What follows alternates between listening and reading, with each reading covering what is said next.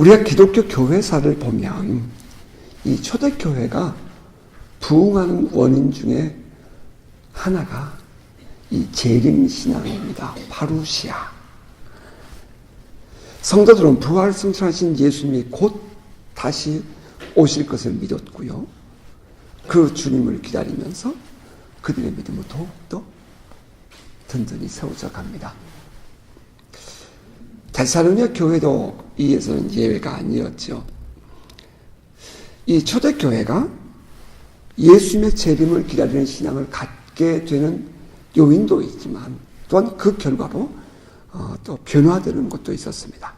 먼저 그 부분을 함께 볼까요?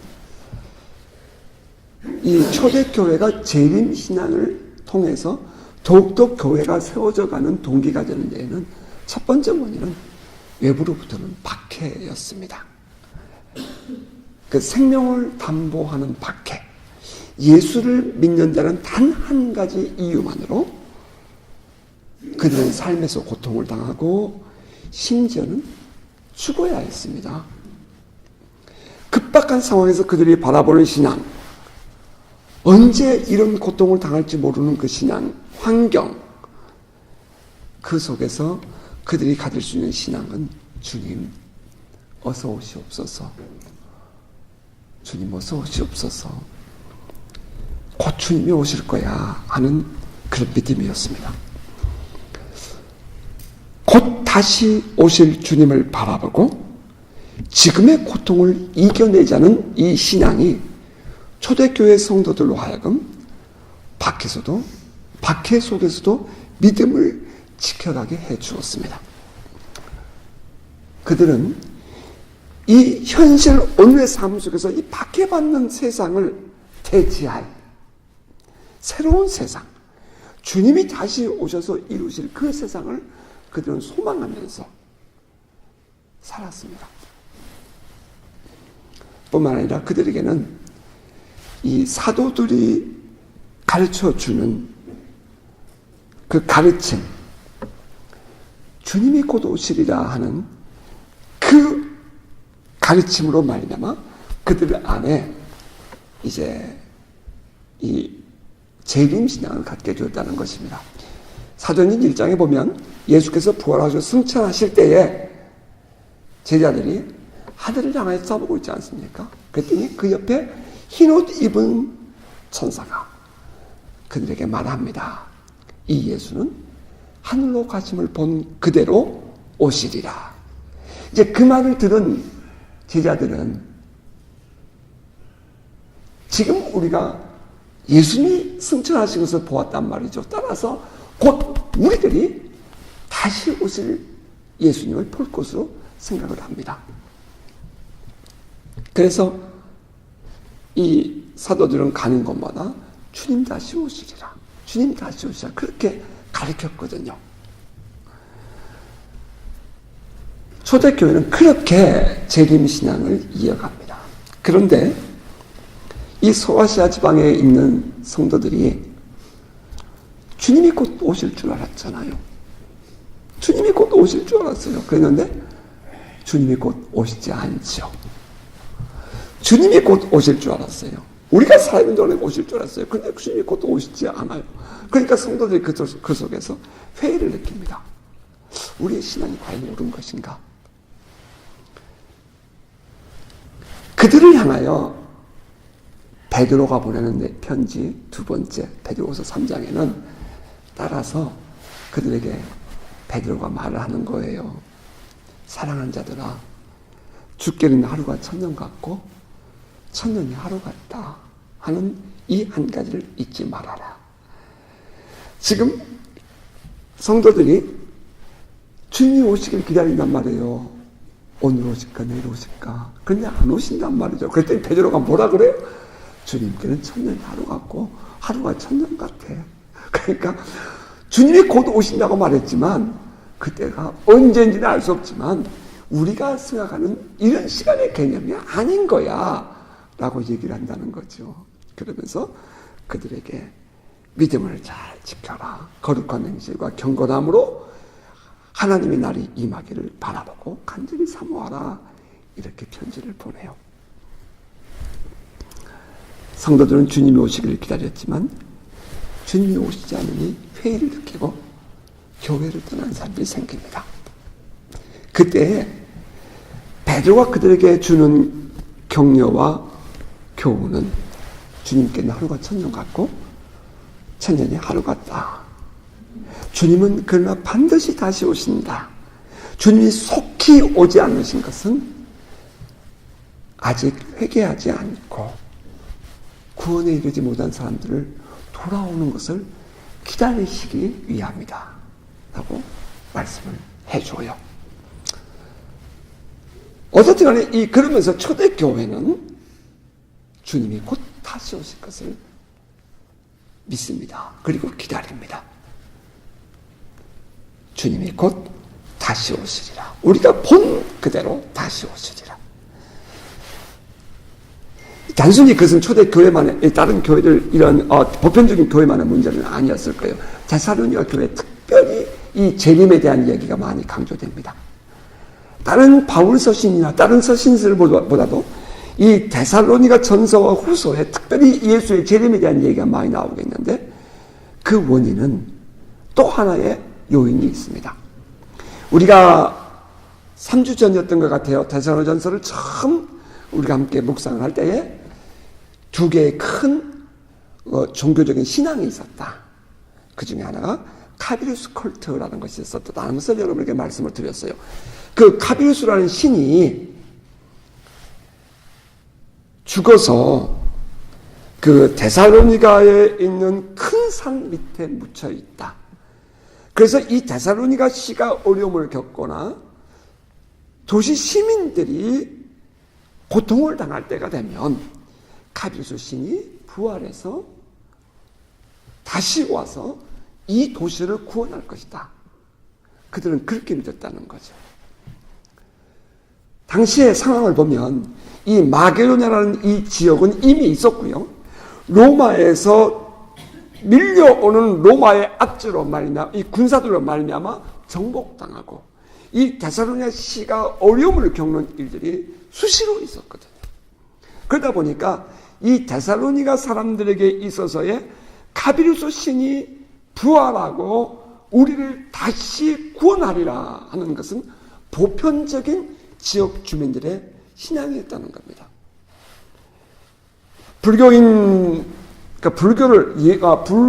믿다가, 말이 좀 이상한가? 약간 불교를 믿다가 예수를 믿는 사람들에게서 공통적으로 보이는 것이 있습니다. 그것은 천국과 극락을 같이 생각한다는 거예요. 그래서 사람이 다음에 죽어서 가는 곳이 어디냐? 극락세계. 그것이 곧 천국이라는 거죠. 제가 얼마 전에 우연히 무슨 글을 읽다가 어떤 사람이 화를 내면서, 아니, 알만한 목사님이었어요. 그런데 그분에 대해서 댓글을 쓰면서 화를 내면서 이 사람은 이단이라고. 이유가 뭐냐면은, 하나님의 나라가 이 땅에서 이루어진다라고 말한다고. 하나님 나라가 죽어서 가는 거지. 어떻게 하나님 나라가 이 땅에서 이루어지냐고. 이 사람 이단이라고. 그렇게 얘기하는 글을 제가 봤어요. 죽어서 가는 천국, 죽어서 가는 극락세계, 그것이 하나님 나라라고 생각한다는 거죠. 그러니까 하나님의 통치, 하나님께서 다스리심을 이루시는 예수 그리스도께서 오셔서 이 땅에서 이미 시작된 하나님 나라를 그분이 얘기했단 말이죠. 그리고 예수님이 재림하심으로 말미암아 이 땅에서 이루어질 그 하나님 나라를 이야기했는데 그분은 화를 내면서 이건 이단이라고 그렇게 주장을 하더라고요. 이게 왜 그러죠? 이게 불교의 영향을 받은 거죠. 제가 중국의 신전에 있는 한 그 교회를 방문해서 여러분에게 한번 설명을 드렸죠. 그 교회에서 한 그리스도인이, 신앙인이 말하기를 삼손이 그 데릴라에게 유혹을 받아서 블레셋 사람들에게 머리가 깎이고 그가 포로가 되어 어려운 일을 겪었던 것은 부모님의 말씀을 듣지 않았기 때문이다. 부모님 말씀을 순종하지 않았기 때문이다. 라고 많은 말을 들으면서 제 안에 깜짝 놀라움이 있었던 것은 이 중국 안에 있는 유교의 전통, 그런 부모에 대한 효사상, 그것이 강조되다 보니까, 그것이 생활 속에 이렇게 익숙하다 보니까 같은 성경을 보면서도 그렇게 이해를 하더라는 거예요. 이 데살로니가 성도들은 이미 부활과 재림에 대한 마음이 열려 있었어요. 일반인들은 받아들이기 어려운 얘기인데 이 데살로니가 사람들은 이 카비루스 컬트의 영향으로 이미 죽은 자가 다시 살아나고 다시 와서 우리를 구원한다는 재림의 신앙이 이미 그들에게 있었으므로 이 데살로니가 교회는 다른 지역에 비해서 재림 신앙이 아주 쉽게 받아들여졌다는 거예요. 이제 뿐만 아니라 이제 우리 유대인들의 관점에서 본다면 이 재림 신앙이 유대교를 기독교 신앙으로 대치하는 또 하나의 원인이 되기도 합니다. 그러니까 메시아가 오시리라. 메시아가 오시면 우리를 구원하시며 이스라엘을 회복하시리라. 그들은 그렇게 기다리고 있었잖아요. 그런데 바울은 뭐라고 그래요? 또 사도들은 뭐라고 그래요? 그 메시아가 이미 오셨다. 너희가 십자가에 죽인 바로 그 예수가 그 메시아였다. 그런데 그 메시아가 다시 부활하고 승천했다. 그런데 그분이 다시 오시리라. 유대인들은 누구를 기다려요? 오실 메시아를 기다리는데 기독교는 누구를 기다려요? 다시 오실 메시아를 기다리는 거예요. 그러면서 유대인들 안에 들어있는 그 메시아 대망 사상을 파로시아 예수 재림 신앙으로 대치를 합니다. 이것이 재림 신앙이 초대교회에 영향을 주었던 결과예요. 따라서 이 초대교회는 어찌하였든지 간에 이 재림 신앙으로 아주 뭉쳐 있습니다.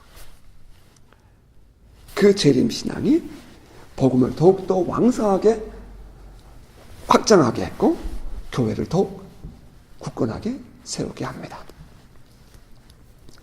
자, 그런데 한편 이 재림 신앙이 그렇게 교회 안에 언제나 좋은 것만은 아니었어요. 부정적인 영향력을 가져오기도 합니다. 교회가 어려움을 겪지요. 그것은 조금 전에 제가 여러분에게 베드로후서의 베드로 사도의 편지를 인용하면서 말씀드린 것처럼 주님의 재림이 곧 일어나지 않자 성도들이 회의를 느끼고 배교, 세상을 떠난 사람들이 생긴다는 것입니다. 이 교회 안에 그 사도 베드로의 글을 보면 베드로후서 3장을 보면 성도들이 이렇게 같이 이렇게 있는 속에서 어떤 사람들이 이렇게 말을 하는 거예요. 말세에 조롱하는 자들이 와서 자기의 정욕을 따라 행하며 조롱하여 이르되 주께서 강림하신다는 약속이 어디 있느냐? 조상들이 잔후로부터 만물이 처음 창조될 때와 같이 그냥 있다. 그냥 있지 않느냐? 이렇게 말한다는 거죠. 너희들이 주님 재림하신다고 그렇게 떠들어대는데 무슨 주님이 재림을 해? 무슨 주님이 재림을 해? 이렇게 조롱하고 비웃는 사람들이 교회 안에 생긴다는 거예요. 여러분 어떻게 생각하세요? 무슨 하나님의 능력이 있어? 그러면 이거 병 고쳐줘야지. 그런 똑같은 그런 분위기죠. 그런 분위기. 주님의 재림이 곧 일어나지 않자 재림을 믿는 성도들은 조롱하며 비웃는 자들이 교회 안에 들어오게 됩니다. 곧 주님이 오셔? 웃기지 마. 이 말을 듣고 이제 영향을 받은 사람들이 신앙을 버리고 세속적인 삶을 살아갑니다. 교회 안에 세속적인 사람들, 재림을 조롱하는 사람들이 힘을 얻게 되었다는 거지요. 재림 신앙 때문에 교회는 문제를 맞게 됩니다. 놀라운 일이에요. 또 한편 이제 재림을 조롱하는 사람들이 있는 반면에 정반대는 이제 주님 재림이 언제 이루어진다, 어떻게 이루어진다 이렇게 예언을 하면서 영적 능력을 드러내는 사람이 있어서 교회 안에 질서가 무너진다는 거예요. 베드로 사도가 보냈던 편지에는 교회 안에 재림을 조롱하는 사람 때문에 문제가 됐다면 이 데살로니가 교회에 보내는 편지에는 정반대로 주의 재림을 예언하는 거짓 예언자들 때문에 교회 안에 문제가 생겼다는 거예요. 주의 재림이 언제 일어난다, 어떻게 일어난다, 이런 말을 하면서 성도들의 마음을 빼앗아가는, 이제 이게 중요하죠. 성도들의 마음을 빼앗아가는 거짓 능력자들이 생깁니다. 이 초대교회, 이게 현실이었어요. 형제들아, 우리가 너에게 구하는 것은 우리 주 예수 그리스도의 강림하심과 우리가 그 앞에 모임에 관하여 영으로나 또는 말로나 우리에게서 받았다는 편지로나 주의 날이 이르렀다고 해서 쉽게 마음이 흔들리거나 두려워하거나 하지 말아야 한다는 것이라. 데살로니가후서 2장 1절 2절입니다.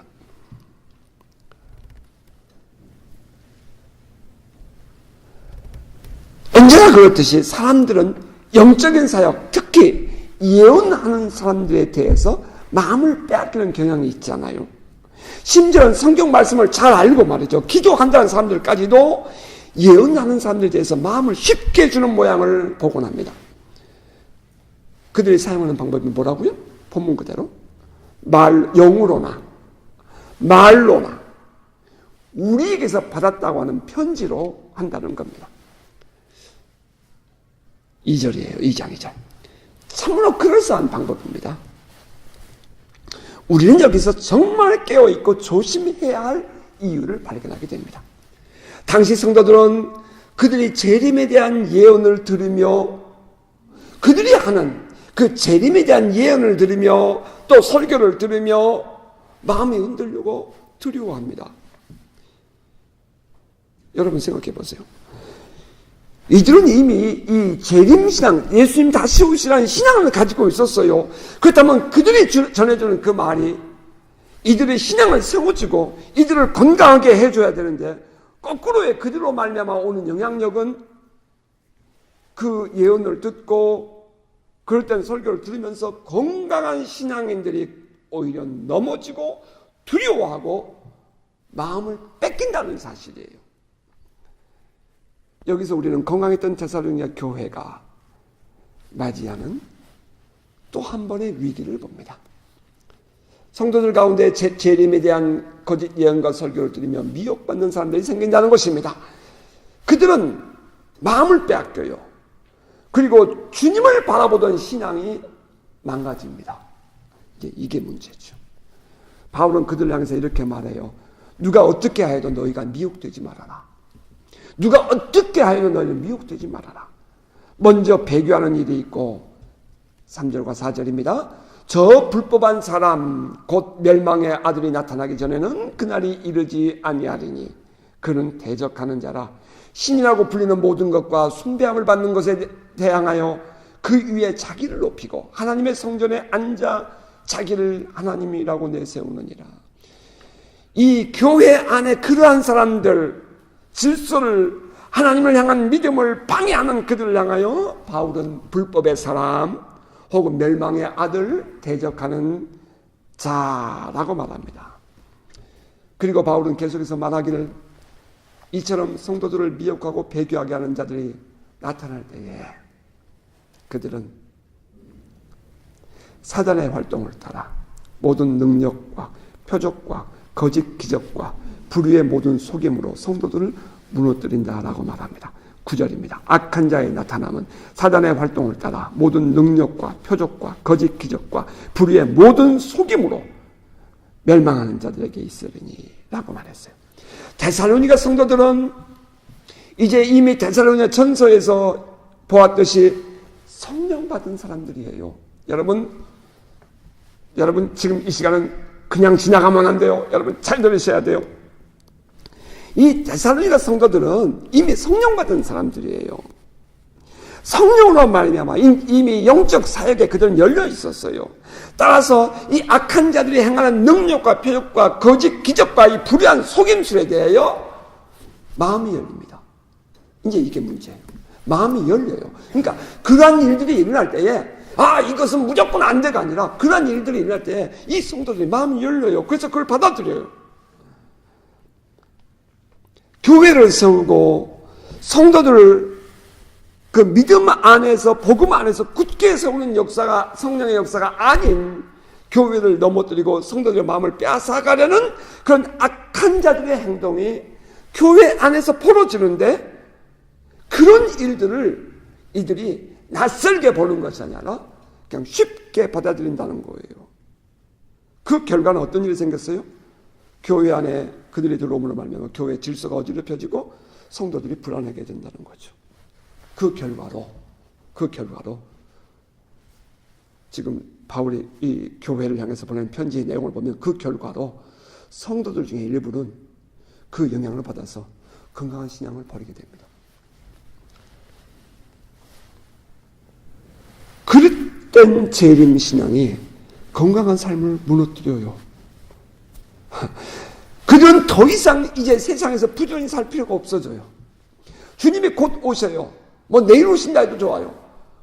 주님이 곧 오신다는 그 말을 들으면서 곧 오실 터이니 이제는 그렇게 열심히 살 필요가 없어. 새벽같이 나가서 일할 필요가 없어. 이제 그렇게 되는 거예요. 따라서 그들은 서서히 생활이 게을러져 갑니다. 따라서 이 데살로니가 후서 3장에 들어가면 바울이 이렇게 말해요. 형제들아, 우리 주 예수 그리스도의 이름으로 너희를 명하노니 게으르게 행하고 우리에게서 받은 전통대로 가르침대로 행하지 아니하는 모든 형제에게서 떠나라. 게으른 사람들에게서 떠나라. 그게 단순히 게으른 사람을 떠나라 그런 뜻이 아니라 그 그릇된 거짓 신학적인 게으름이죠.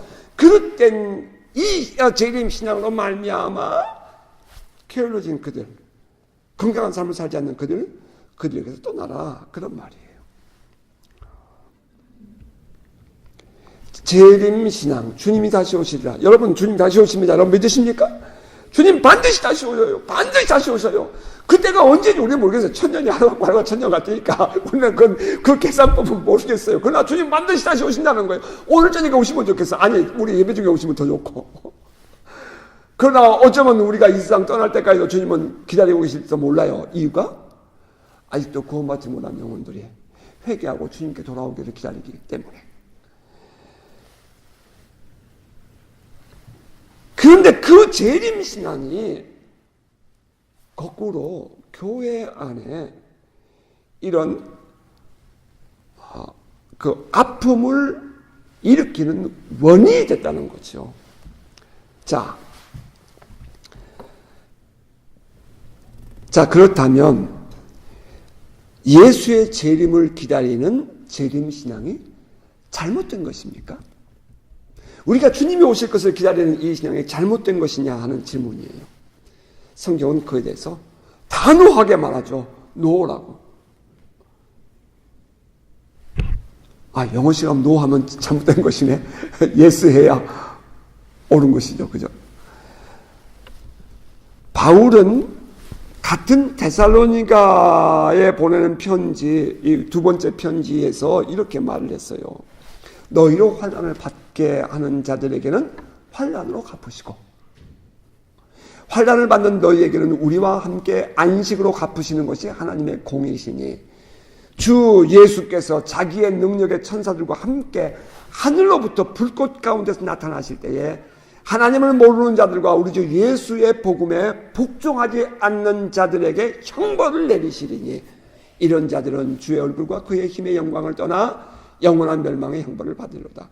주의 재림은 곧 성도들에게 안식을 주고 성도들을 박해하는 자들에게 형벌을 준다.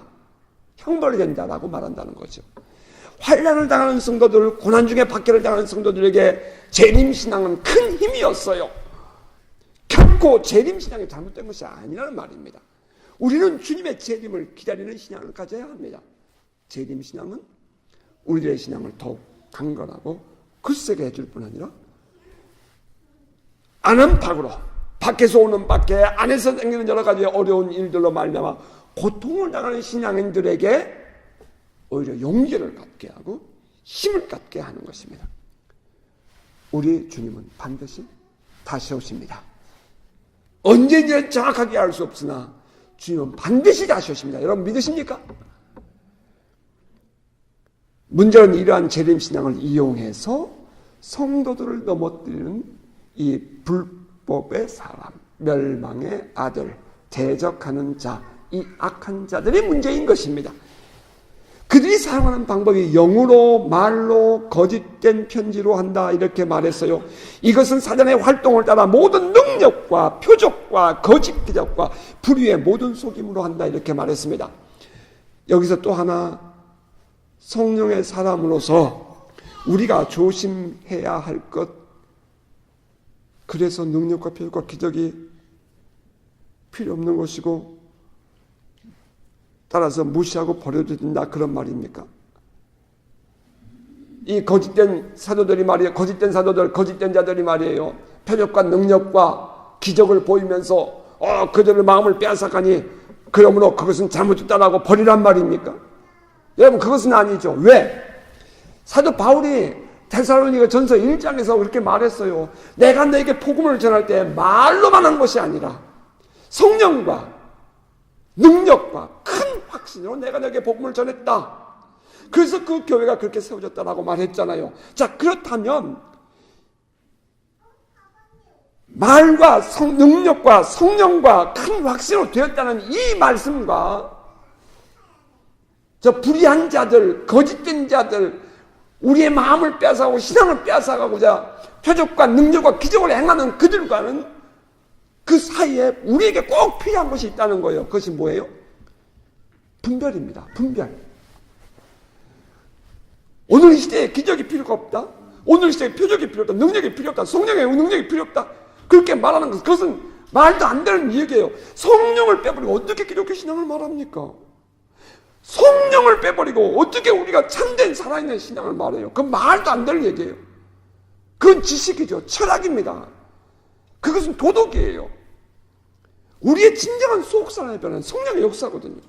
성령으로 거듭나지 않고서는 안 된다는 거예요. 그렇다면 사도 바울이 말하기를 내가 너에게 복음을 전할 때 말로만이 아니라 능력과 성령과 큰 확신으로 했다는 것과 이 불안자들이 사단의 나타남과 사단의 활동으로 말미암아 표적과 능력과 기적으로 행하는 이것은 어떻게 우리가 분별해 볼 수 있냐 이 말이에요. 근데 이게 중요하죠. 이게 참된 복음 전도자와 불법의 사람들과의 차이, 참된 복음 전도자와 불법을 행하는 사람들의 차이. 능력이 있다 없다가 아니에요. 성경을 안다 모른다가 그게 아니란 말이에요. 그 차이는 그들 속에 들어있는 의도가 다르다는 거예요. 참된 복음 전도자의 의도는 오늘 우리가 보았던 이 성경 이 데살로니가 후서에 있는 것처럼 예수 그리스도의 영광에 참여하도록 성도들로 하여금 이 복음을 듣는 사람들이 구원을 받게 하는 일에 관심이 있다 이 말이에요. 그러나 이 불법을 행하는 사람들의 목적은 뭐예요? 하나님이 받으셔야 할 그 영광의 자리에 자기들이 앉아서 성도들을 미혹하고 성도들로 하여금 주님에게서 마음이 멀어지게 하고 자기들을 바라보게 한다는 거예요. 의도가 뭐예요? 의도가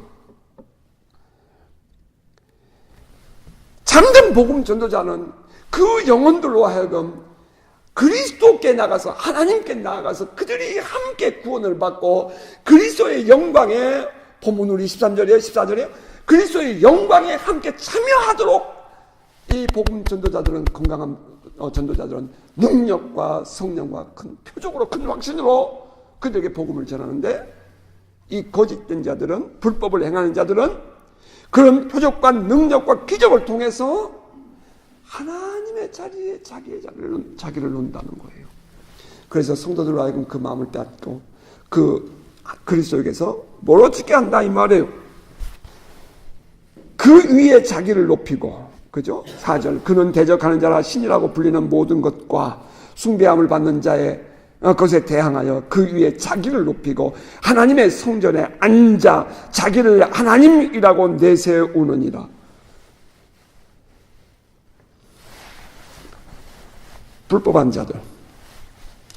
근데 제가 저는 성경을 묵상하다가 참 재밌는 부분을 봤어요. 바울이 말이죠. 그러한 사람들이 왜 그렇게 하는지 아니? 이렇게 표현을 해요. 그런 사람들이 왜 그런 줄 아니? 그것은 이제 제가 이렇게 해석을 했지만, 그 사람들은 진리의 사랑을 받지 않아서 그래. 그 사람들은 구원을 받지 못했어. 그래서 그래. 자, 여러분, 2장 10절입니다. 불의의 모든 속임으로 멸망하는 자들에게 있으리니 이유는 그들이 진리의 사랑을 받지 아니하여 구원함을 받지 못함이라. 하나님의 사랑, 예수 그리스도의 은혜를 받은 경험이 없어요. 그래서 늘 사랑을 목말라 하고 사람들의 마음을 빼앗는 행동을 한다는 거예요. 정말 예수 그리스도를 만나고, 여러분 첫사랑 기억하십니까? 여러분이 처음 예수를 만났을 때 얼마나 기쁘고 행복하고 정말 얼마나 좋아서 모든 것이 다 만족스러웠잖아요. 아무도 더 필요가 없잖아요.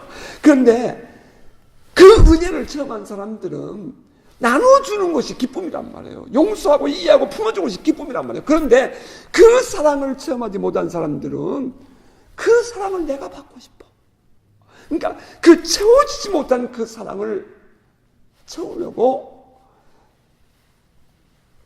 사랑에 대한 목마름으로 거짓된 사랑을 채우는 행동이 결국에는 교회 안의 성도들을 미혹하고 교회를 떠나게 하는 행동을 한다는 거예요. 여러분 너무 분명하죠? 저는 이 바울이 너무 멋있어요. 하나님의 사랑을 경험하고 예수 그리스도 안에서 구원을 경험한 사람은 자기가 그 영광을 받으려고 하는 것이 아니라 성도들로 하여금 예수 그리스도의 구원에 참여하는 자가 되고 예수 그리스도의 영광에 이르게 하려는 의도에서 복음을 전합니다. 의도, 복음을 전하는 자의 의도, 그 안에서 우리는 그들이 참된 하나님의 사람인가 아닌가 분별이 된다는 거예요. 두 번째로 이 능력과 표적과 기적, 그것으로 말미암아 전하는 그 복음들이, 그들의 말이 이것이 정말 진실한 복음이냐 아니냐를 구별하는 두 번째 방법은 그 방법의 차이입니다. 방법의 차이, 능력의 근원의 차이. 언뜻 보기에는 능력과 표적과 기적이 비슷해 보여요. 하지만 출발점이 분명히 다릅니다. 참된 복음 전도자는 성령으로 인한 능력과 표적과 기적이었어요. 큰 확신이 성령으로 말미암아 이루어진 것이었습니다. 하지만 불법한 사람들의 능력과 표적과 기적은 본문에 있는 것처럼 사단의 활동을 따라 나타나는 것입니다. 성령은 성도들로 하여금 거룩하게 하고 진리를 믿는 믿음 안에서 서게 합니다. 하지만 사단의 목적은 사람들을 속이기 위함입니다. 이 능력과 표적, 기적이 어디로부터 온 것인지를 우리는 분별할 수 있어야 돼요.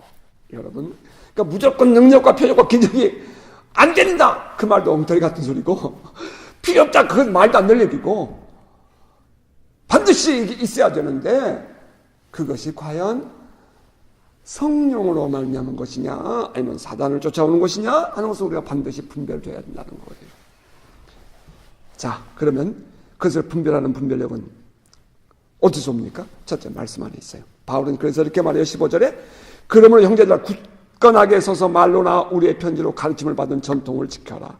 그동안 배운 바를 따라 말씀 안에서 굳건하게 서야 한다, 이렇게 말합니다. 우리가 성경을 바르게 알아야 할 이유가 여기에 있어요. 여러분 성경 많이 읽으세요. 정말이에요. 그래서 성경을 여러분이 읽을 때 성경을 묵상을 하되 여러분 성경을 바르게 이해하고 해석해야 돼요. 여러분의 필요에 따라서 성구를 갖다 이렇게 뽑아오나 이렇게 선택하는 것, 여러분 그거 옳지 않아요.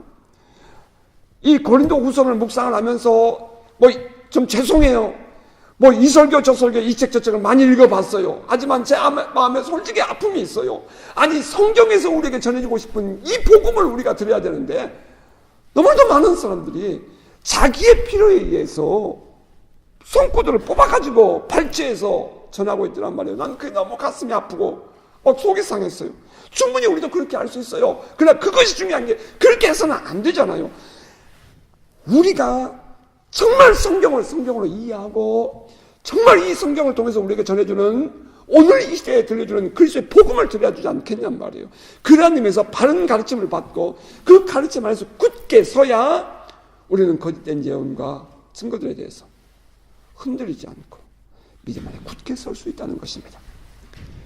그러므로 성령 안에서 말씀을 바르게 하는 것, 이것이 첫 번째 영적 분별력을 갖는 비결입니다. 그리고 두 번째 이 영적 분별력을 가질 수 있는 비결은 친밀감입니다. 친밀감. 늘 주님과 함께 사는 친밀감, 이것이 영을 분별하는 방법입니다. 어느 날 갑자기 음성이 들리지 않아요. 어느 날 갑자기 주의 음성을 분별할 수 있는 건 아닙니다. 늘 주님을 향해서 목말라 있고 주님과 사귐의 깊이를 더해가는 사람이 주의 음성을 분별할 수 있습니다. 단순히 보이는 능력과 표적, 기적, 여러분 그것으로 분별되기 어렵습니다. 늘 주님과 함께 살아가는 그 사람, 늘 주님의 은혜 안에서 주님과 교제하며 살아가는 그 사람, 그 사람이 주의 음성을 분별할 수 있고 오늘 주님께서 행하신 일들을 볼 수 있는 것입니다. 밤에 애들을 데리고 잡니다. 그러면 이 손주들이 침대 안에서 부시럭부시럭 해요. 잠을 자다가도 할머니는 이 애가 지금 오줌이 마려운지, 이 애가 지금 잠을 못 자고 있는지 압니다. 왜? 관심이 있거든요. 알거든요. 경험해 보았거든요. 그런데 할아버지는 손주들 데리고 잠을 안 잡아서 몰라. 자다가 애가 꾸물꾸물하면 자꾸 추운 줄 알고 이불만 덮어주려고 그래. 애는 오줌이 마려운데. 뭔 말인지 이해가 되시죠? 주님과 늘 함께 살아가지 않고 평소에 늘 그냥 주님은 새카맣게 잊어버리고 살고 있다가 우리 안에 어떤 기적과 표적이 나타나면 그냥 마음을 홀딱 빼앗기는 사람들이 얼마나 많냔 말이에요. 여러분, 우리는 그래서는 안 된다는 얘기예요. 사도 바울이 이렇게 말합니다. 형제들아, 때와 시기에 관하여는 너에게 쓸 것이 없음은 주의 날이 밤에 도둑같이 이를 줄을 너희 자신이 자세히 알기 때문이라. 주님의 날이 도둑같이 많을 거예요. 그런데 바울은 우리에게 말하기를 너희는 걱정하지 말라는 거예요. 왜냐하면 너희가 어둠에 있지 않고 빛의 아들이고 낮의 아들이기 때문이다. 너희들이 믿음 안에 주님과 늘 함께 살아가고 있기 때문에 주님이 오실 때 너희는 금방 알 수가 있어. 그러므로 너희는 마음을 빼앗기지 말고 다른 일과 같이 자지 말고 오직 깨어 정신을 차려라 라고 고린도전서 5장에서 말을 합니다. 늘 깨어있는 사람, 주님과 늘 함께하는 살아가는 그 사람이 영적인 분별력도 바르게 가질 수 있고요. 주님이 재림하실 때에 주님을 맞이하게 될 것입니다. 자, 말씀을 맺겠습니다. 데살로니가 후서는 3장으로 구성되어 있어요. 1장은 외부로부터 오는 박해고요. 2장은 내부로부터 일어나는 이런 영적인 잘못된 가르침이고요. 3장은 그 영향으로 말미암아 게으른 자들을 조심하라. 너희들 깨어있어야 한다는 그런 교훈입니다. 데살로니가 성도들이 맞이하고 있는 큰 위기는 외부적으로 오는 박해 때문이었고 또 내적으로 일어나는 재림신앙을 파고드는 거짓 지도자들 때문이었습니다. 재림신앙의 문제가 된 것이 아니에요. 재림신앙을 파고든 불법의 사람들, 잘못된 가르침을 인하여 그들의 마음을 빼앗아가는 사람들로 만나면 교회가 혼란을 맞게 되는 것이었습니다. 우리는 이 말씀을 묵상하면서 우리의 신앙을 다시 한번 돌아보기를 원합니다. 파루시아, 아멘 엘고 큐리에 예수스, 주의 재림, 아멘 주 예수여 어서 오시옵소서. 주님은 반드시 다시 오십니다. 그러나 주님은 몇 사람들에게만 살짝 알려주고 오지 않아요. 주님은 어떤 능력을 가진 특별한 사람들, 그 몇 사람들에게만 나 갈게요, 어제 갈게요 이렇게 말하고 오지 않는다고요. 주님은 깨어있는 우리 모든 성도들이 알고 오십니다. 늘 성령으로 말씀 안에 깨어있는 성도 되시기를 바랍니다. 주님 다시 오실 그날까지 믿음 안에서 흔들리지 않고 건강한 생활하는 복된 성도 되시기를 주님의 이름으로 축복합니다. 아멘. 엘구 퀴리아 예수스, 주 예수여 어서 오시옵소서.